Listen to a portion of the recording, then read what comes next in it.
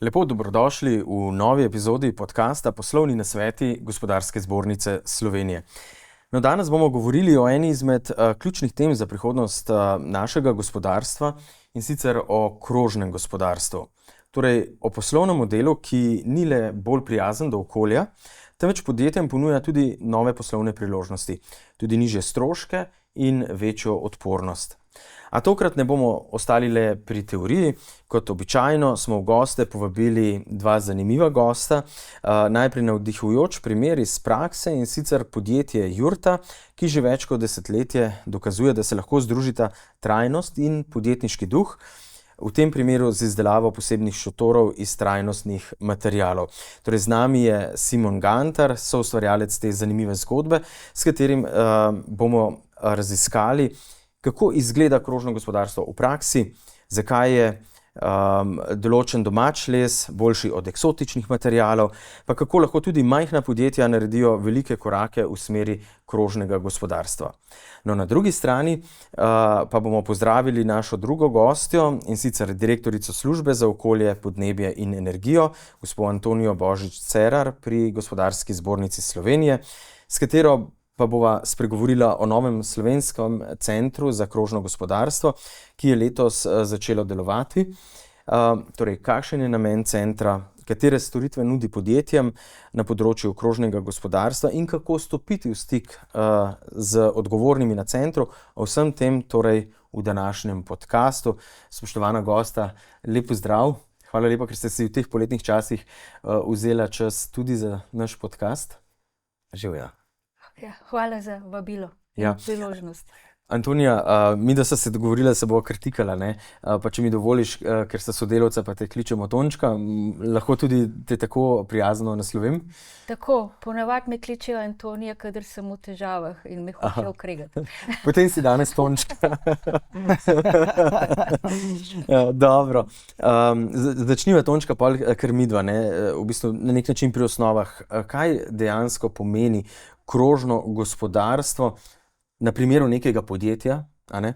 In kako se razlikuje od nekega tradicionalnega, nekega tega linearnega modela poslovanja? Jaz bi rekla, da tradicionalni model je krožni model. Ker večino zgodovine so naši predniki zelo težko prihajali do surovin, je bilo treba veliko fizičnega dela, energije, to so bile tudi drage surovine in zato so bolj spoštovali materiale, ki so jih pridobili iz narave, so jih znali dalj časa uporabljati in tudi, ko je pretekel čas uporabe, ali so znali popraviti oziroma to vdelati v neki drug proizvod. Tako da jaz bi rekla, naravni, tradicionalni model je gotovo krožni model, ker če pogledamo te nove linearne izdelke, vidimo, da že pri električni in elektronski opremi se nahajajo že vse kovine periodnega sistema. Te izdelke je težko razgraditi, razločiti, izločiti ven posamezne komponente, zato da bi bila njihova uporaba koristna, in zaradi tega je zasnova proizvodov izredno pomembna in bo še pridobivala na pomenu.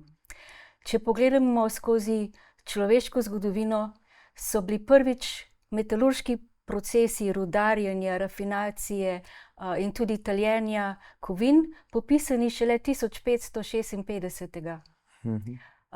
V bistvu jih je popisal en Nemec Agricola, ki je bil zdravnik in ki je v bistvu zdravil te cehovske družbe, in so mu zaupali in je v bistvu prišel do informacij o vseh teh procesih. Če pogledamo slovensko zgodovino, pa imamo iz 1978 zakon o ravnanju z odpadki, kjer je pisalo, da je ravnanje z odpadki vračanje proizvodov v proizvodne procese oziroma odpadkov in v procese presnavljanja. Tako da večino časa je bil večji poudarek na koristni uporabi materialov in snovi. Katere pa so tiste ključne prednosti, Tončka, po tvojem mnenju, in ne nazadnje priložnosti, za podjetje, ko preide na krožno gospodarstvo? Tako z vidika recimo stroškov, trajnostnega razvoja, priložnosti na trgu? Zdaj se v bistvu kaže ne samo krožnost materialov, ampak tudi krožno uporabo energije in vode, ker je že takoj razvidno, da so tudi na stroških prihranki. Ampak če pogledamo krožno in materiale na splošno, že 50 let prehajamo iz ene energetske krize v drugo in glede na podnebno-energetsko krizo imajo zelo velik pomen nizkoogljične tehnologije in vse te tehnologije so materialno intenzivne. Za vetrno elektrarno potrebujemo 10krat več bakra, kot pa za klasično termoelektrarno, ki deluje na premog ali plin. Za električne avte, že prej sem omenila, da to eden izmed proizvodov, kjer so vse kovine periodnega sistema in v bistvu tudi v veliko večjih količinah kot v klasičnih avtomobilih. Tako da vidimo, da mogoče so te tehnologije manj energetsko intenzivne v uporabni dobi, so pa izredno materialno intenzivne. Evropska unija je 2011 izoblikovala seznam kritičnih surovin. To so surovine, ki so ključne za normalno delovanje gospodarstva, ampak obstaja tveganje pri njihovi oskrbi, ker smo odvisni od globalnih trgov in dogajanje in tudi krize globalne vplivajo na to. Tako da materiali so izredno pomembni in bomo morali z njimi drugače ravnati, kot smo do zdaj. In to vidim kot veliko prednost tudi za Evropo, ker bomo morali več reciklirati, boljše zasnovati materiale in skrbeti za to, da bojo ostajali v gospodarstvu. Vpliva ta reciklaža in krožnost materialov morda tudi na stroške in nazadnje potem na neke poslovne rezultate?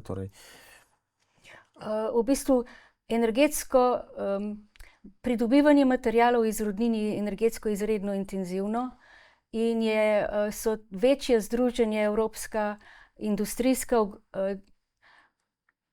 ugotovila, da bi z uporabo sekundarnih materialov lahko že dosegli ciljev podnebne cilje do 2030, tiste do 2030.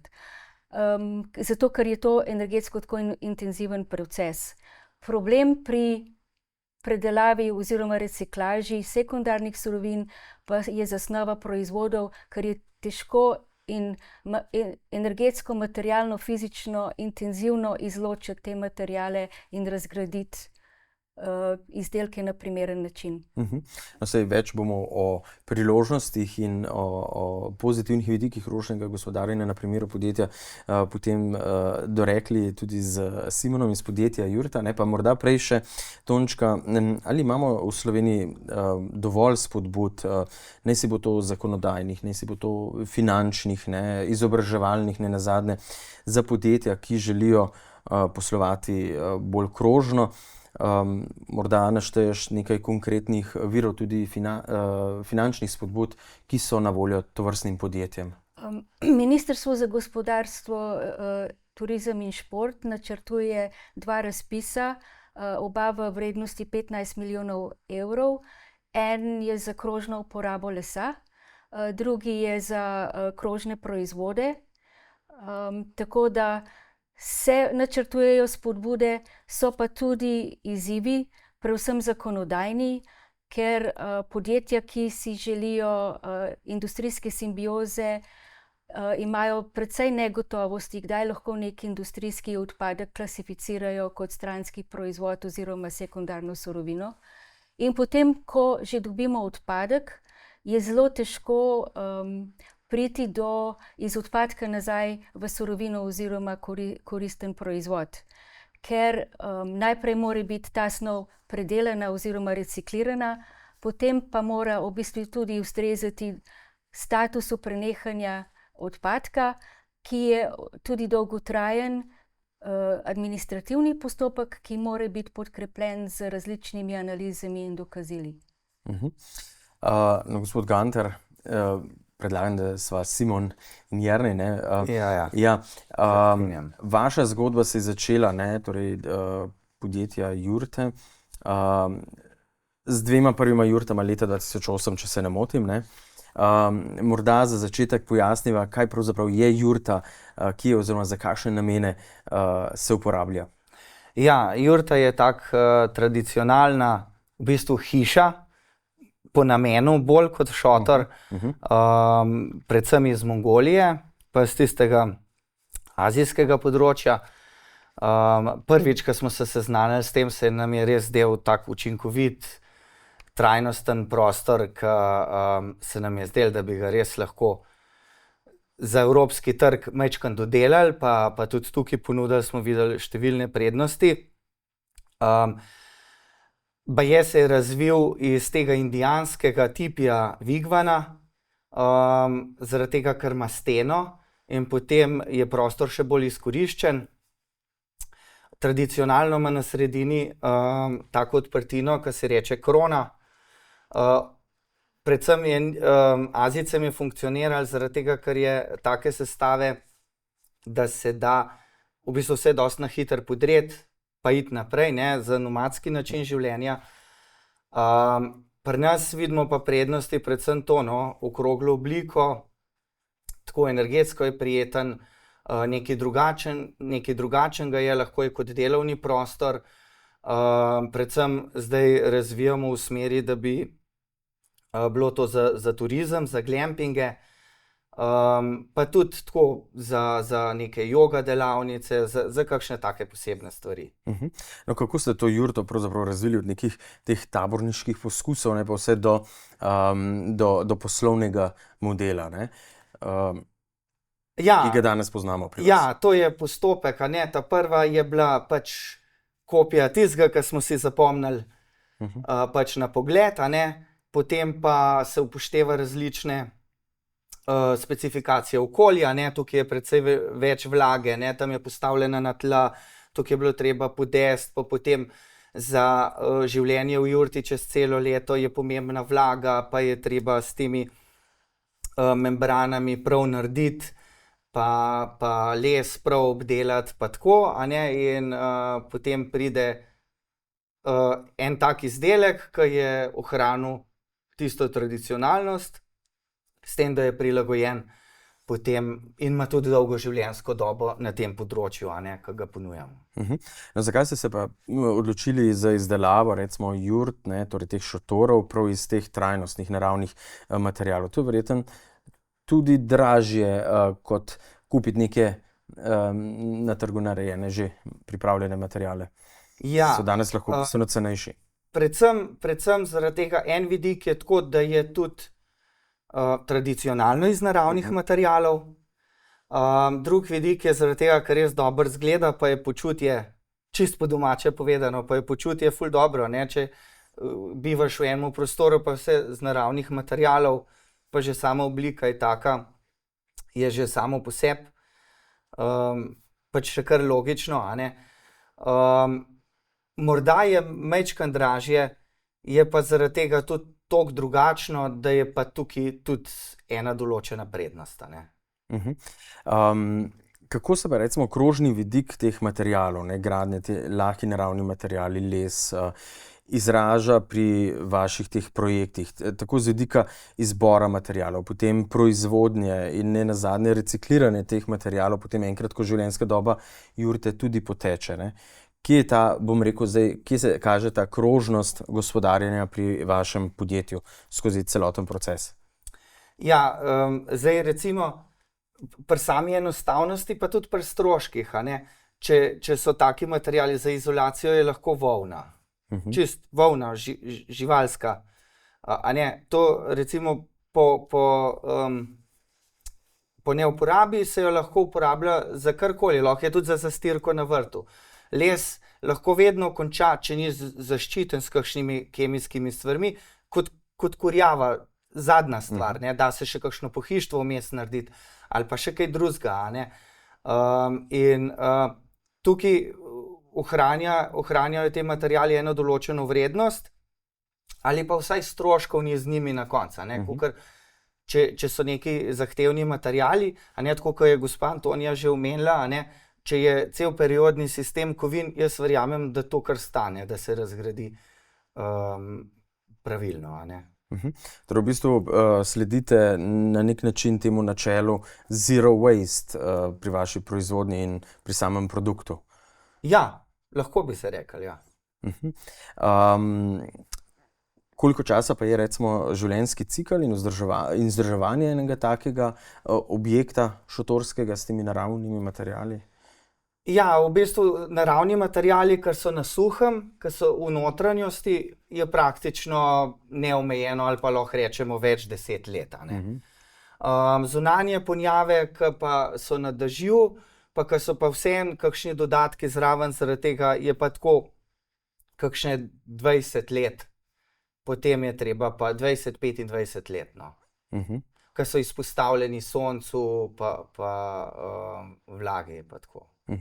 Če pogledava zdaj morda tudi malček poslovanje podjetja, morda nekaj podatkov, koliko imate letnega prometa, kam največ prodate jurt, kako se odpirajo trgi za te proizvode? Ja, zdaj smo bolj tako zoptimizirali proizvodnjo, da smo sposobni jih tudi več narediti. Predtem je mogoče smo bolj imeli to za hobi, Tako da zdaj predvsem Slovenija, Hrvaška. Letni prihodek v lanskem letu je bil 150 000 prometa, naredili smo tako 13-14 jurt. Tako da zdaj pa počasno probamo se prebiti še severno, no. V druge države severno od Slovenije. Ja. Imate konkurenco na trgu in kako se z njo soočate? V čem je prednost vaših jurt recimo pred obstoječo konkurenco? Ja, prednost naših jurt je ravno s temi materiali, no. Mi uporabljamo vse jesenov les, pač je slovenski, ampak je pol tudi evropski, če gremo na evropski trg, Tako da konkurenca uporablja sibirske stvari, pa tako življenjska doba teh naših jurt je daljša. Predvsem pa smo tako smo videli, da so razmere take na trgu, no, ponujamo celovito storitev. Da imamo ekipo za montažo, se nam zdi ravno tako proizvodnja pomembna kot sama sestava. Ostali proizvajalci v Evropi tega nimajo. Poleg tega smo pa še razvili, recimo kopalnica je malo bolj zahtevna za okrogel prostor, zaradi tega, da se lahko jurte ponujajo tudi kot glamping, pa tako se pravi kopalnica, kuhinja, tudi svetujemo pri ostalemu pohištvu, tako da ima pol, da jurte dobi še to širino uporabe, še dodatno. Kako pa stranke na trgu prepoznavajo prednosti teh vaših jurt? Ali nagradijo to, da so jurte narejene po sistemu načelu krožnega gospodarstva, da uporabljate te naravne materiale? Na primer, omenili ste jesenov les, za razliko od drugih lesov. V turistični panogi ja. Ful strankam res veliko pomeni, da pridejo v nekaj naravenega, še poleg te krožne oblike pa estetskega videza jim je res pomemben. In to tudi neko podjetje, ko oddaja jurte za glamping, pa to se radi pohvalijo in pri svojih predstavitvah na spletnih straneh, pa tako, da imajo res glamping z takih materialov. In tukaj to drži sigurno. Potem pri posameznikih je pa odvisno. Eni gledajo bolj na ceno, ampak še vedno bi rekel, da večina strank je takih, ki jim to res pomeni. Se tudi mogoče jurta že sama po sebi tako malo predstavlja tak način življenja, tako da po večini jim to res veliko pomeni. Ste se pri vzpostavitvi vašega projekta poslužili morda tudi kakšnih subvencij države, kakšne podpore? Ja, ravno smo prejeli za raziskovanje te zunanje ponjave, da še dodatno raziščemo na trgu, kot sem prej omenil, je vseeno izpostavljena UV žarkom, se pravi vlagi, vsem zunanjim vplivom, vetru, da smo prejeli subvencijo, da lahko raziščemo še dodatne materijale, kako bi lahko bili še zunanji, sam ta zunanji del, kako bi lahko bil obdelan še bolj na naraven način, še bolj s takimi krožnimi materijali. Morda samo še pogled v prihodnost, kakšne načrte imate za rast podjetja, širitev trgov, prej ste že nekaj nakazali.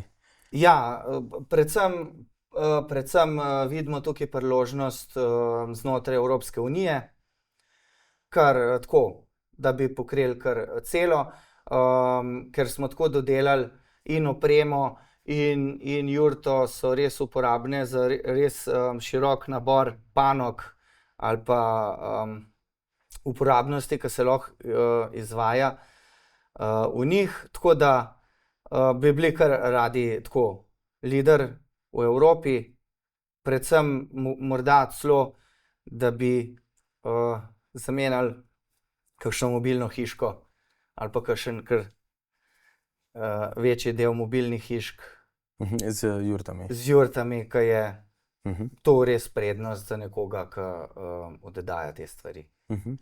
No, hvala lepa. Tončka, zdaj je prav, ne, da predstavlja tudi Slovenski center za krožno gospodarstvo, ne. Letos je bil ta projekt, je ugledal luč sveta. Gre za nacionalni projekt, v katerem je GZS eden od partnerjev in to vodilni. Kakšen je namen tega centra v tej zgodbi krožnega gospodarstva? Namen centra je, da vzpostavi podporno okolje za vzpostavitev krožnega gospodarstva. Ne bi postalo stičišče ključnih deležnikov, tako tistih, ki v bistvu iščejo kakšne ponudbe na trgu, kot ponujajo rešitve, znanstveno sfero, seveda gre pa za potrebe gospodarstva, tako malega kot velikega, čeprav je naš center predvsem usmerjen v srednja in mala podjetja, ampak vemo, da trende vzpostavljajo večja podjetja, ki so običajno tista središča teh ekosistemov, storitev in proizvodov, ki jih ponujajo mala podjetja, tako da razmišljamo, da je to nujna podpora za pospešitev krožnega gospodarstva. No, zato danes gostimo tudi en primer takšnega manjšega podjetja, ne. No, center, kot sem rekel, združuje kar 8 partnerjev, ne, GZS je vodilni partner. Kako sodelovanje z različnimi deležniki, govorimo tudi o Obrtni zbornici, pa Pomurskem tehnološkem parku, e-zavodu in drugih, kako to sodelovanje z različnimi deležniki krepi to učinkovitost samega centra? Partnerje smo zelo Zakaj tako široka zasnova? Tako. Partnerje smo zelo skrbno izbirali, glede na njihove stike z ciljnimi deležniki, ki smo jih želeli doseči. Zelo sem vesela, da sodelujemo z Obrtno zbornico, kjer skupaj pokrivamo gospodarski del.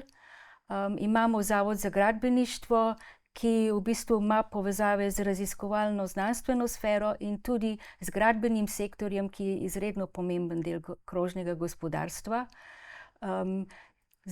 E-zavod in Center ponovne uporabe imata stike z lokalnimi skupnostmi, Center ponovne uporabe tudi s posameznimi fizičnimi osebami, Pomurski zavod z zagonskimi podjetji in seveda imamo Arctur in Konsenzus, ki sta pa odgovorna za digitalno in splošno komuniciranje.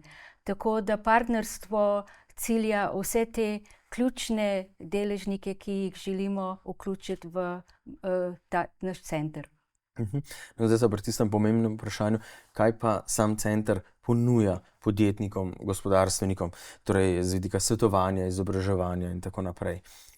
Imamo izredno veliko izobraževalnih dogodkov, še bolj kot samo izobraževanje pa vidim vse te dogodke kot priložnost za mreženje.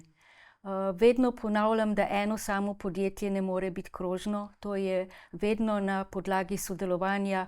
V bistvu moramo krog vzpostaviti, preden imamo krožno poslovanje. Imamo svetovanja od bolj enostavnih, zato vzpostavljamo virtualno platformo in virtualnega svetovalca imamo pa tudi individualna svetovanja, ki so lahko bolj poglobljena, in tudi mentorske programe. Tako da je zelo širok nabor teh dela s podjetji in tudi z drugimi, zato da bi v bistvu čim bolj se približali njihovim potrebam. Morda center podpira tudi kakšne raziskave, testiranje novih tehnologij in podobno? Izoblikujemo zdaj bazo ponudnikov različnih tehnoloških rešitev in tudi infrastrukture, tako da imamo v planu preizkušanje 15 krožnih rešitev. Do jeseni bomo pa vzpostavili tudi svet za zeleni prehod, kjer računamo na sodelovanje znanstvene sfere, raziskovalcev, ki že delajo skupaj z gospodarstvom, predvsem preko strateško razvojno-inovacijskih partnerstev, in tudi širše javne in lokalne infrastrukture, ki imajo izkušnje na krožnem gospodarstvu.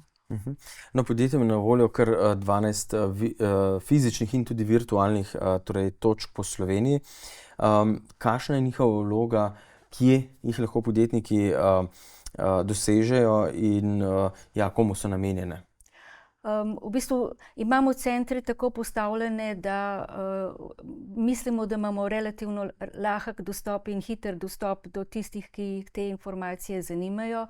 Večinoma so centri postavljeni na sedežih naših partnerjev, in v bistvu se lahko tisti, ki jih zanima tovrstno svetovanje, se lahko javi na določenega partnerja in pridobi informacije. Imamo pa tudi spletno platformo, ki jo gradimo z knjižnico, posameznih... Spletno mesto, ki je zdaj pred kratkim ugledalo luč sveta, ne? Tako, ki ima akademijo znanj in tudi orodja. Kot sem omenila, pa tudi delamo na platformi ponudnikov in povpraševanj. No, omenila si, da na spletnem mestu, ki je precej bogato, sem si malce pogledal, je tako knjižnica, kot omenila si akademijo, in pa med drugim tudi orodjarno za samooceno. Kako pomaga ta orodjarna podjetjem? V orodjarni več obstoječih orodij, ki so jih razvili tudi naši partnerji. Med drugim GZS je iz preteklih projektov razvila en tak pregled ekodizajna za električno-elektronsko opremo. Imamo bazo ponudnikov materialov, ki jo moramo zdaj nadgraditi in izboljšati. Tako da pripravljamo tudi metodo za samoocenjevanje podjetja, kje so na poti h krožnosti, in pripravljamo tudi odpadkarsko samooceno, kje so podjetja glede ravnanja z odpadki, tudi glede na obstoječo zakonodajo. Simon, vaše podjetje deluje in tudi proizvod imate po sistemu krožnega gospodarstva, torej imate zelo konkretne izkušnje. Kje vidite največje izzive recimo podjetij pri uvajanju sistema krožnega gospodarstva v proizvodnjo, pri snovanju krožnih produktov, če tako rečem? Se mi zdi, da jaz bi tukaj se predvsem prestavil na stran potrošnika. Se mi zdi, da krožno gospodarstvo je uvesti še bolj enostavno kot ene materiale nekje iz Azije dobivati, samo zaradi tega, ker so pač majčkeno cenejši. Pa zaradi tega, ker se malo bolj svetijo, pa ker je čisto enaka struktura, ker pri lesu je ni. Pa pri naravnih materialih ali pa recikliranih je lahko tudi malo odstopanje od barv pa tako, Tako da se mi zdi tukaj predvsem pomembno, da kot vsako podjetje kot nekaj ponuja, tako kot mi, da vseeno zaveščamo potrošnika, ki je končni uporabnik, da bo videl vrednost v tem, kako je nek izdelek narejen, in bo zato pripravljen tak izdelek sprejeti, tudi če je cena enaka, ali pa zanj, če so materiali majčkeno dražji, tudi mogoče kakšen evro več plačati. Predvsem to se mi zdi tako, če ima podjetje in proizvodno in prodajo, ta del ta del. A ne? In če bi kot pač neka skupnost vsi opozarjali na to, a ne, pa dali temu pomen, pol tudi mogoče pride v eno splošno zavest in je potem bi bilo to za vsa podjetja tudi precej še bolj enostaven, tudi ta vidik, a ne. Zaradi tega, ker bi bila to prednost že sama po sebi, a ne. In kje bi morda potrebovali kot podjetje morda več podpore ali pa bi spremenili kaj v poslovnem okolju, več morda tudi kakšne storitve bi si želeli od novo nastalega centra za krožno gospodarstvo, ki bi vam prišle prav pri vašem poslovanju? Ja, morda ravno ta del, o katerem sem zdaj govoril, ne, da bi bila kakšno izobraževanja, da bi bile tako kakšne javne delavnice, kaj o tem, a ne. Mogoče ne toliko za vsako podjetje posamezno, ampak da se tako nasplošno razširi tudi informacija, zakaj krožno, kje so prednosti, a ne, da to ne ostane samo pri podjetnikih, a ne, ampak da v bistvu gre to v bistvu do uporabnika, no. Torej v bistvu tudi osveščanje potrošnikov, ne, ki bodo potem še bolj v bistvu povpraševali po izdelkih in storitvah krožnega gospodarstva, ne. Tako je. Morda Tončka bi še kaj dodala k temu, sicer bom vprašal, tako kot vedno rečem, ker smo v poslovnih nasvetih, kaj bi svetovala podjetnikom takole na koncu, na kaj morajo pomisliti, morda preračunati ali pa paziti, preden se ali pa ko se odločajo ali stopiti na pot krožnega gospodarjenja. Pa damo prednost. Morda Tončka za začetek. Mogoče bi poudarila, da so poslovni modeli pa prihodki malce drugače zasnovani pri krožnem gospodarstvu, še posebej, ko govorimo o najemu in uporabi pri uporabniku, kjer je proizvajalec še vedno lastnik, ne. V bistvu je dejstvo, da sredstva se potem porazdelijo čez celo življenjsko dobo, prihodki za proizvod, za razliko od tega, če na primer potrošnik kupi ta proizvod in postane njegov lastnik. Simon, vaši nasveti iz izkušenj, kaj bi svetovali podjetjem, ki se odpravljajo na to pot? Ja. Se mi zdi, da kakšne stvari se da zmeriti pa oceniti, kakšne pa tudi ne. In predvsem ta del se mi zdi, če vsi malo poskrbimo za to, da bomo za sabo pustili majčkeno bolj čisto, da lahko že iz tega majčkeno drugače delujemo. Tudi pri organizaciji proizvodnje, tudi pri nastopu do strank. Tako da mogoče kdaj kakšen korak, da naredimo tudi ne samo zato, da gledamo pač številko na TRR-ju, ampak da naredimo pač zaradi tega, ker je to za nas vse boljše. Za nas, za planet in za... In za prihodnje generacije, tako. Dobro. Potem s to lepo mislijo zaključujemo naš pogovor. Hvala lepa še enkrat, ker sta odstrla tančico iz delčka krožnega gospodarstva. Verjamem pa, da v prihodnjem letu, Tončka, ko bo center na polno zadihal in s polnimi pljuči začel delovati, da bomo slišali lahko še več zgodb in takrat pridemo morda s kakšno zopet drugačno zgodbo in odstremo kakšen drug vidik krožnega gospodarstva. Za začetek pa je bilo tole, mislim, da dovolj. Hvala lepa vsem, ki ste bili z nami in prijetno poletje želimo. Hvala. Ja.